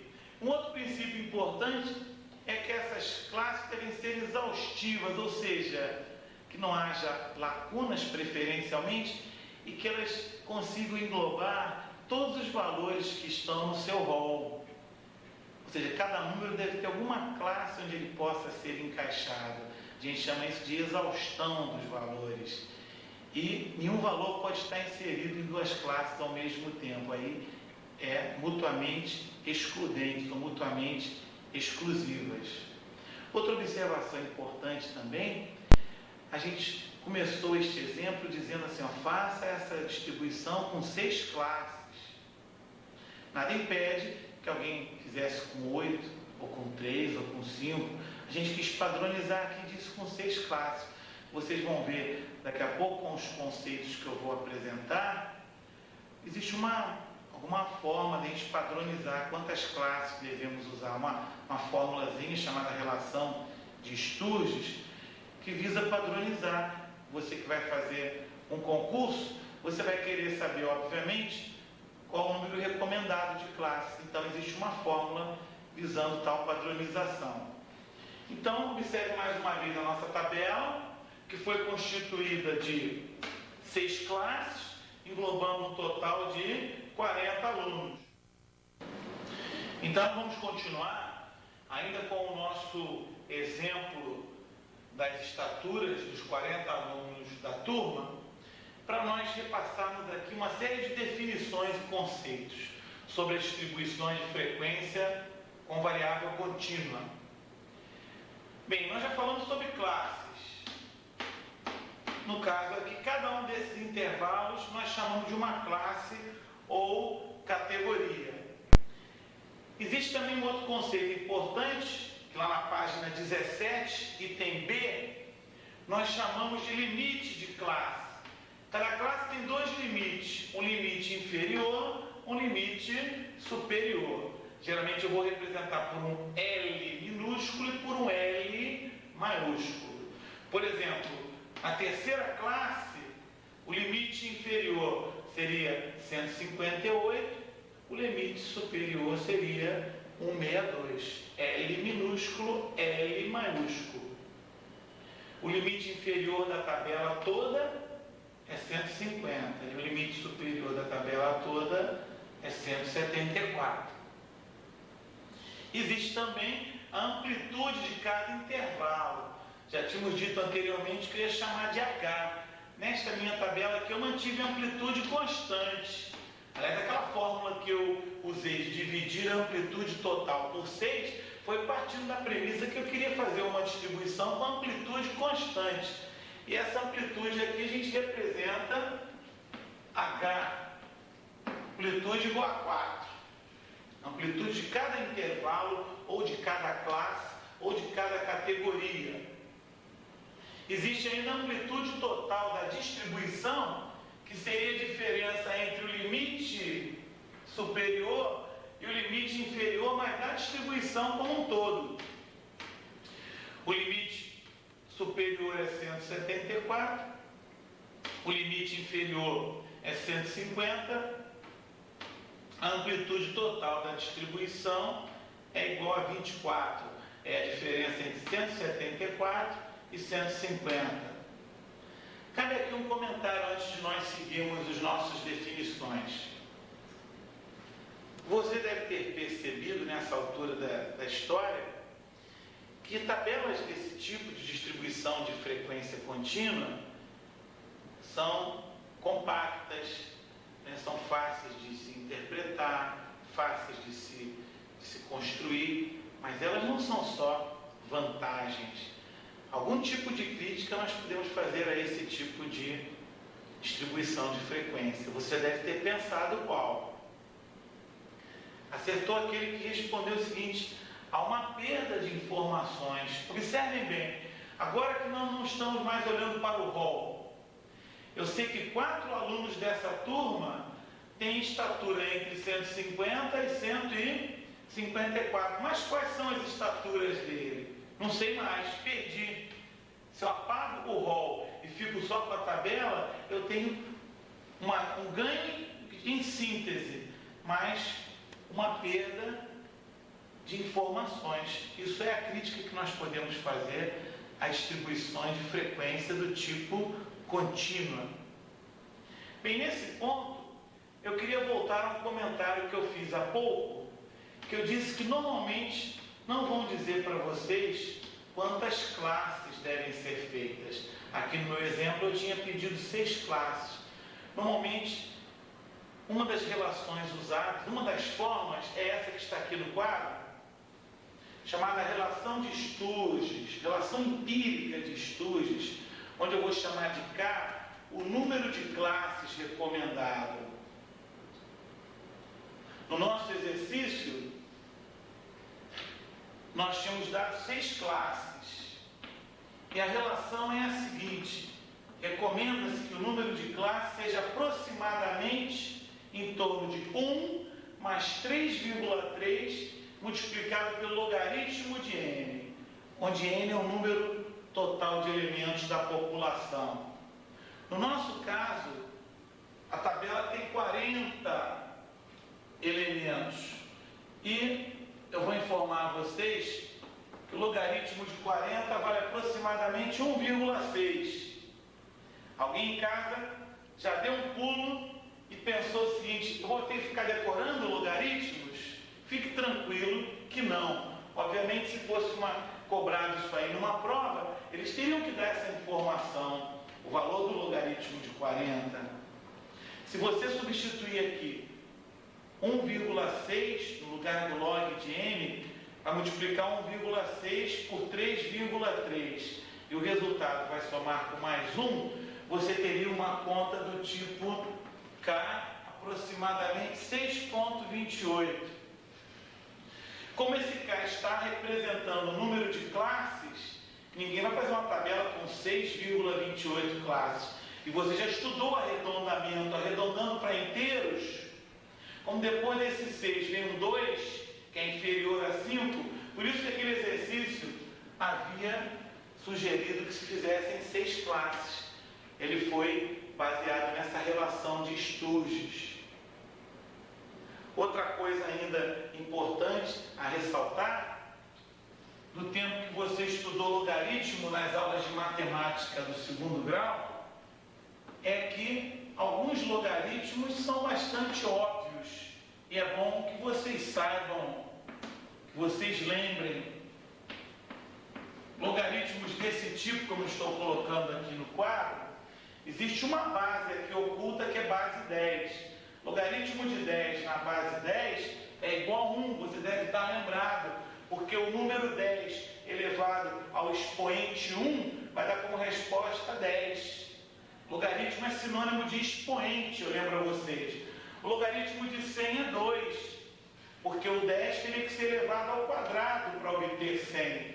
O logaritmo de 1000 é 3, porque o 10 teria que ser elevado ao cubo para obter 1000.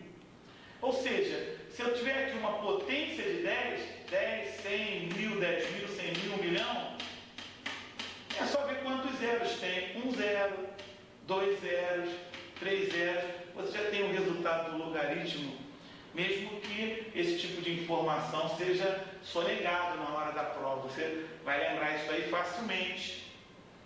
Cabe ainda ressaltar, já chegando ao item E, na página 17, que há uma diferença entre a amplitude total aqui da tabela, ou amplitude total da distribuição, que há pouco eu encontrei 24, com aquela amplitude que eu tinha encontrado no início do exercício, que tinha dado 23. Aquela é a amplitude amostral, é a diferença entre o dado máximo e o dado mínimo, o valor máximo e o valor mínimo. Aqui na tabela eu não tenho mais essa informação. Eu tenho uma amplitude dando 24, quando a amplitude amostral era 23. Normalmente vamos ter valores diferenciados. Não há necessidade de termos o mesmo valor. Eu queria ainda apresentar um conceito que vai ser muito importante ao longo do nosso curso, que é o de ponto médio. Cada uma dessas classes tem um ponto médio, que nada mais é do que a média aritmética dos seus extremos. Por exemplo, entre 150 e 154, o ponto médio é 152. Ou você soma 150 mais 154 e divide por 2, ou você soma 150, que é o limite inferior, com a metade da amplitude do H. A amplitude aqui não era 4? A metade é 2. 150 mais 2, 152. 154 mais 2, 156. 158 mais 2, 160. Você vai achando todos os pontos médios que vão ser importantes no cálculo da média aritmética dos valores de uma distribuição de frequência.